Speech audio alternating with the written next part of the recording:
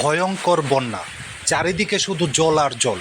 এত ভয়ঙ্কর অবস্থা যে এলাকার মানুষ কোনো দিন এই ধরনের ভয়ঙ্কর বন্যা দেখছে না। যতগুলি ক্ষেত, যা কিছু ক্ষেত, মাঠ, পুকুর, বাঁধ সব জলের নিচে। সবথেকে ভয়ঙ্কর কথা হইল এখন রাত্রেবেলা সন্ধ্যার পর থেকে জলটা বাড়তেছে। আমাদের এখানে কোনো বাঁধন নাই যে বাঁধের কারণে জলটা বাড়তেছে, সবগুলি বৃষ্টির জল।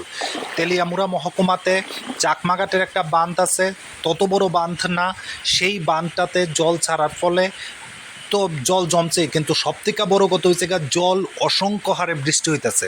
এখন পর্যন্ত বৃষ্টি থামতেছে না, আর রাত্র বাড়ার সাথে সাথে জলটা বাড়তেছে। এখন প্রায় 11:30 বাজে রাত্রেবেলা, আজকে 22 আগস্ট, প্রায় 11:30 রাত্র। ভয়ঙ্কর কথা হয়েছে জল এখন পর্যন্ত বাড়তেছে। আমি বা আমার পরিবার এখন পর্যন্ত শেল্টার হাউসে গেছি না, আমরা এখন পর্যন্ত বাড়িতেই আছি। আমরা এলাকার মধ্যে সবথেকে উঁচা জায়গার বাড়ি আমরার বাড়িটা, কিন্তু তারপরেও বাড়ির মধ্যে হু করে জল ঢুকতেছে। দুইটা পুকুর আছে, দুইটা পুকুর জলের নিচে ঢুকে গেছে গা। অনেক বড় বড় মাছ আসলো, প্রচুর মাছ জলের নিচে গেছে গা। জলের এত ভয়ঙ্কর অবস্থা যে আমরা বাড়িতে শিশু আছে, আমার বাড়িতে বৃদ্ধ মা বাবা আছে, কিন্তু সবাইরে নিয়ে শেল্টার হাউসে যাওয়াটাই এখন সবথেকে বড় সমস্যা। আর বাড়ির আশেপাশের যত সমস্ত কিছু আছে সব জল, সবই জল। এত জলে ভরা পড়ছে যে আমরা সবাই খুব ভয় পাইতেছি। কোনো এলাকার মানুষ বারবার করতেছে কোনো দিন এই ধরনের বন্যা দেখছে না।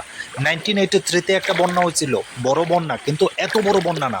গতকালকেও বন্যা আছিল, গতকালকেও বন্যার জল ঢুকছে, কিন্তু আজকের জল গতকালকের থেকে অনেক গুণ বেশি।